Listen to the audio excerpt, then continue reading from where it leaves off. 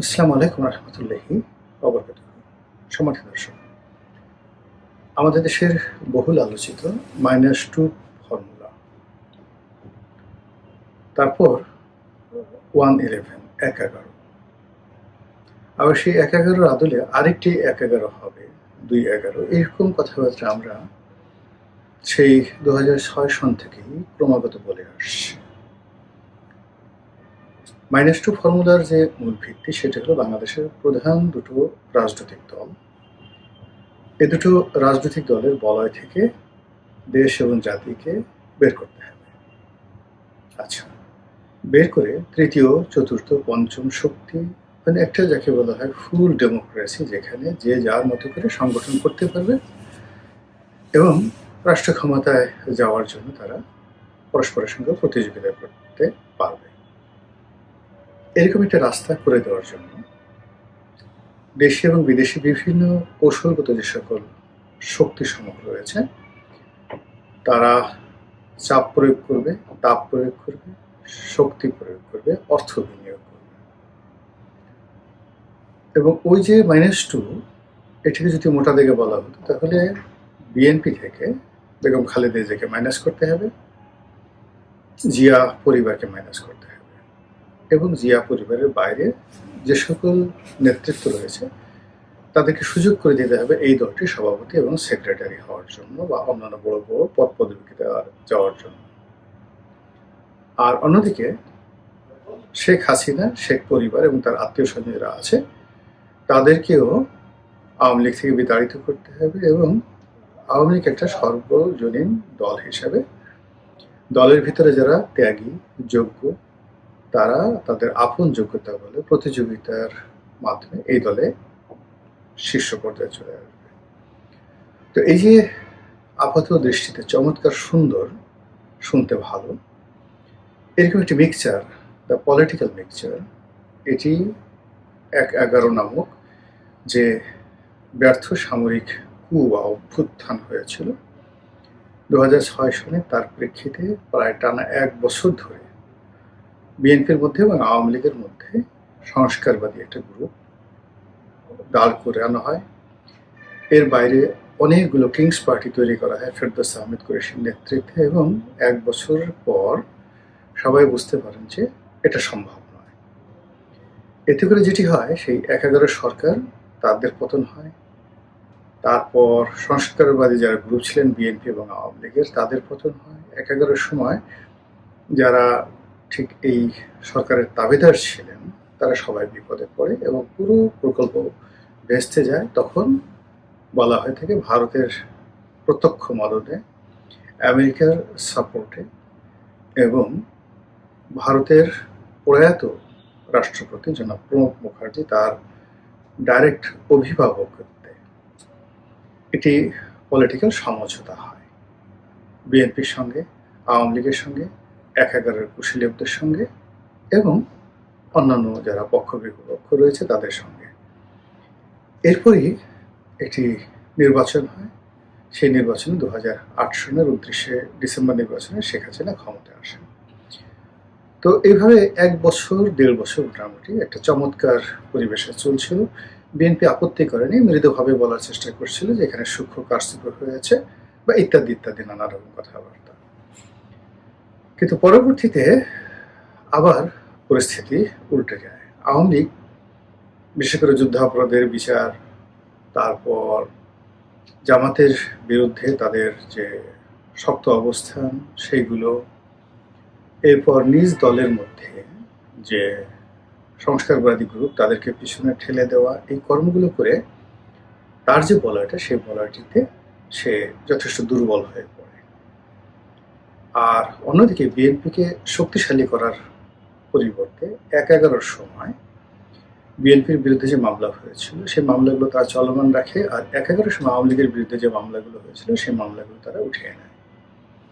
ফলে একটা অসম রাজনৈতিক পরিস্থিতি তৈরি হয় এবং তার প্রেক্ষিতে আওয়ামী লীগের প্রতি মানুষ, মানে বিশেষ করে বিএনপি, বিশ্বাস হারিয়ে ফেলে এবং 2014 যে নির্বাচন হয় সেই নির্বাচনে তারা বলে যে এই পদ্ধতিতে আমরা যাব না, অর্থাৎ আওয়ামী লীগ যে তত্ত্বাবধায়ক প্রথা বাতিল করেছিল সেটা বিএনপি মেনে নেয়নি এবং ওটা নিয়ে রাজনৈতিক রেষারেষির এক পর্যায়ে বিএনপি সেই নির্বাচন বর্জন করে। তারপরে ঘটনা তো আমরা সবাই জানি। তো 14 সনের পর থেকে আবার আলোচিত হতে থাকে -2, আবার আলোচিত হতে থাকে 211, আর একটা 111 আসবে। এই কারণ হলো শেখ হাসিনা ধীরে ধীরে এতটা শক্তিশালী এবং এতটা কর্তৃত্ব পরায়ণ হয়ে পড়েছিলেন যে তাকে মোকাবেলা করার মতো রাজনৈতিক শক্তি বাংলাদেশে ছিল না।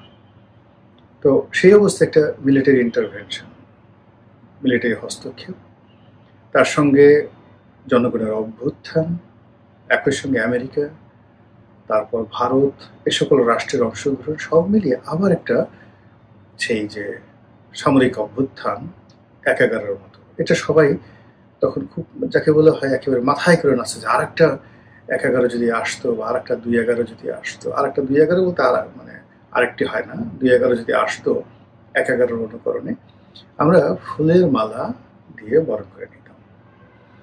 এভাবে 10টা বছর আয়োজন চলতে থাকলো, 10টা বছর আলাপ আলোচনা হতে থাকলো।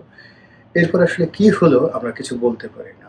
2024 সনে আমরা যেটা দেখলাম সেটা হলো লক্ষ লক্ষ মানুষ রাস্তায় নেমে এসেছে, বহু মানুষ হতাহত হয়েছে, বহু পক্ষ এখানে আহত নিহত হয়েছেন এবং এক পক্ষ অন্য পক্ষের বিরুদ্ধে নানা রকম অভিযোগ করছে। ফলে 2024 সনের আগস্ট মাসের 5 তারিখের যে ঘটনা, সেই ঘটনার একটা সমীকরণ আমরা দাঁড় করাতে পারছি না যে এটা কি 2-11, এটা কি গণ অভ্যুত্থান, এটা কি যাকে বলা হয় -2 ফর্মুলার যে দ্বিতীয় প্রেক্ষাপট, এটিকে একটি বিপ্লব, এটিকে একটি ম্যাটিকুলাস ডিজাইন, এটিকে আওয়ামী লীগের একটা কৌশল, এটি কি বিএনপির একটা ভাব নাকি কি? মানে অ্যাজ ইউ হোল এখনো পর্যন্ত গত 2 বছর ধরে বিতর্ক চলছে এবং 2 বছরের মধ্যে দুটো সরকার, একটা সরকার চলে গেছে আর একটা সরকার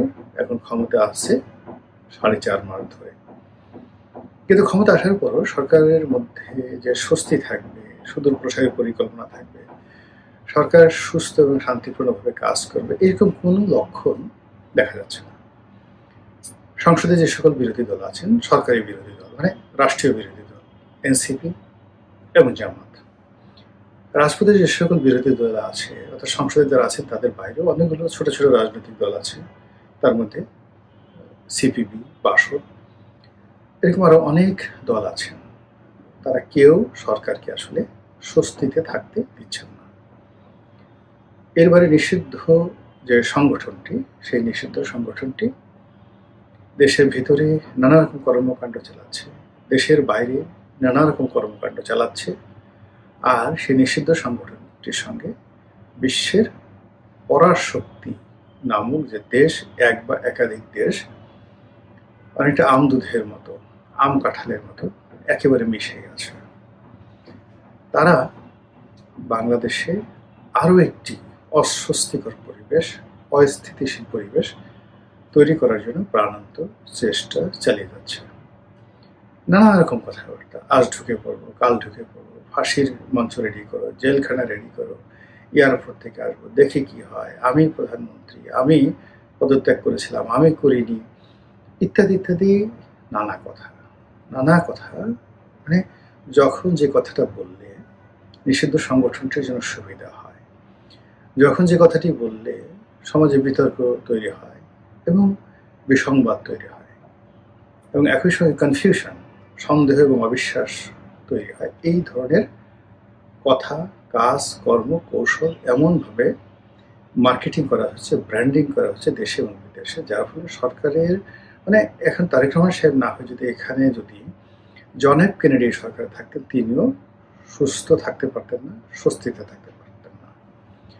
ফলে কি হলো, সরকারের কোনো কাজকর্মে গতি আসছে না। এই অবস্থায় আবার অনেকে সেই আশঙ্কা করছে যে তাহলে কি -2 ফর্মুলা একেবারে কনফার্ম হয়ে গেল? -1 তো কনফার্ম হয়ে গেছে একটি দল নিষিদ্ধ হওয়ার মাধ্যমে এবং সেই দলের নেতাকর্মীদের একটা বিরাট অংশ জেলে গেছে, আর একটি অংশ দেশের বাইরে পালিয়ে আছে, যাদের বিরুদ্ধে মামলা, মোকদ্দমা, হামলা থেকে শুরু করে আরো বহু মানে তাদের মাথার উপর বোঝা হয়ে আছে, যারা বিদেশে পালিয়ে গেছে। তাদের সঞ্চিত অর্থ বাজেয়াপ্ত হয়েছে, তাদের সঞ্চিত অর্থ অনেকে মেরে দিয়েছে, তাদের অনেকে বয়স্ক হওয়ার কারণে বুড়ো হয়ে গেছেন, তাদের সেই তেজ এখন আর নেই। আগামী 1-2 বছর পরে তারা আরও বার্ধক্যজনিত যে রোগগুলো রয়েছে সেই রোগ এবং শোক দ্বারা আক্রান্ত হবেন। তো কাজেই এটা মাইনাস যে 1, এটা তো একেবারে 100% কনফার্ম হয়ে গেছে।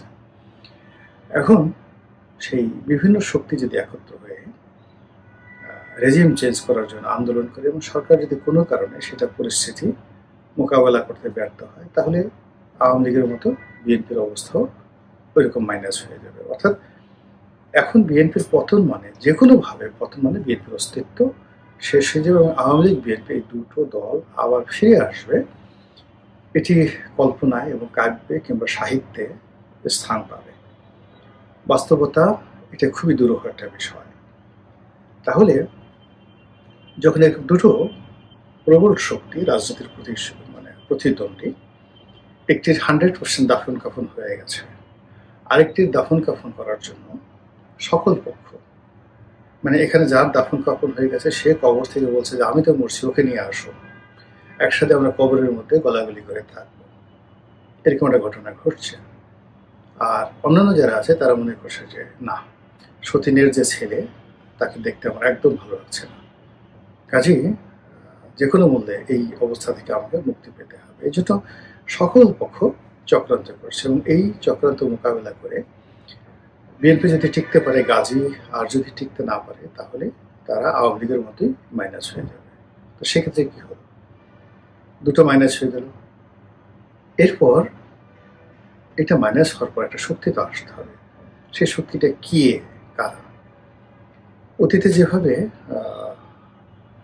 একটি শক্তিকে আনার জন্য প্ল্যান ছিল, যেমন আমাদের দেশে যে নির্বাচনের আগে মেরুকরণ হয়, সেই মেরুকরণ ধরেন 91 নির্বাচনটাতে কোনো মেরুকরণ করা যায়নি, কিন্তু 96 থেকে প্রতিটি নির্বাচনে কিন্তু বিদেশি পক্ষের একটা ইনভলভমেন্ট ছিল।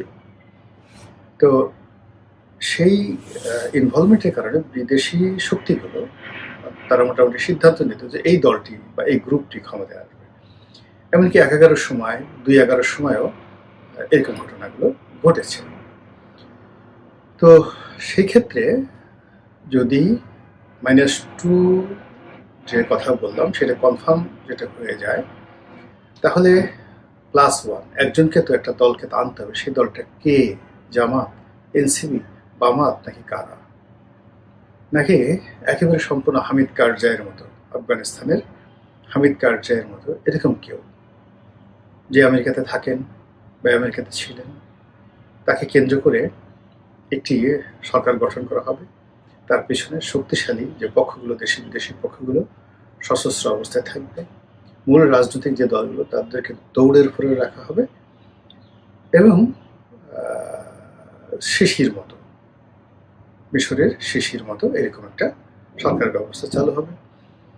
অথবা সেই অস্ত্রের মুখে যেভাবে পাকিস্তানের বিরোধী দলগুলোর মধ্যে যারা বাঘ এবং মোষ ছিল তাদেরকে একত্রে মানে এক ঘাটে জল খাতে বাধ্য করা হয়েছে, পাকিস্তান পিপলস পার্টি, বেনজির ভুট্টো এবং নওয়াজ শরীফের মুসলিম লীগ একত্র করা হয়েছে এবং মাওলানা ফজলুর রহমানের যে দল, তো এই একত্র করা হয়েছে 3টি পরস্পর বিরোধী দল।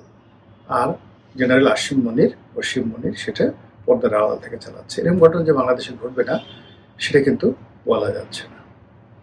আর এরকম ঘটনা যদি ঘটে যায় তাহলে 4th স্টেজে যেটা হয় সেটা হলো তৃতীয় 1-11। এখন দ্বিতীয় 1-11 নিয়ে তেমন কিছু বললাম না, এটা আপনারা বুঝতে পারেন। কেন বললাম না বলা ঠিকও হবে না, কিন্তু আপনারা বুঝতে পারেন যে 1-11 যেভাবে ঘটে গেছে 2-11 ঠিক সেই একইভাবে ঘটে গেছে। তো এর কারণ হলো 2024 সনের নভেম্বর মাসের 1 তারিখ তো চলে গেছে, এতে তো কোনো সন্দেহ নেই। এবং সেই নভেম্বর মাসের 1 তারিখই তো অনেক কিছু ঘটে গেছে। অথবা 2023 সনের নভেম্বর মাসের 1 তারিখে তো অনেক কিছু ঘটে গেছে, বা 2025 সনের নভেম্বর মাসের অনেক কিছু ঘটে গেছে। তো 1-11 মানে আমরা 1-11 বলতে যেটা বোঝাই সেটা হলো 2-11 মানে সেকেন্ড ভার্সন। তো সেক্ষেত্রে যদি আবার নতুন কোনো হয় তাহলে সেটির উপাধি কি হবে? 3-11। এখন এই 3-11 নিয়ে চিন্তা করতে থাকুন, দেখতে থাকুন, আমরাও দেখতে থাকি। মহান আল্লাহ আমাদের সবাইকে হেদায়েত দান করুন এবং হেফাজত করুন। আসসালামু আলাইকুম ওয়া রাহমাতুল্লাহি ওয়া বারাকাতুহু।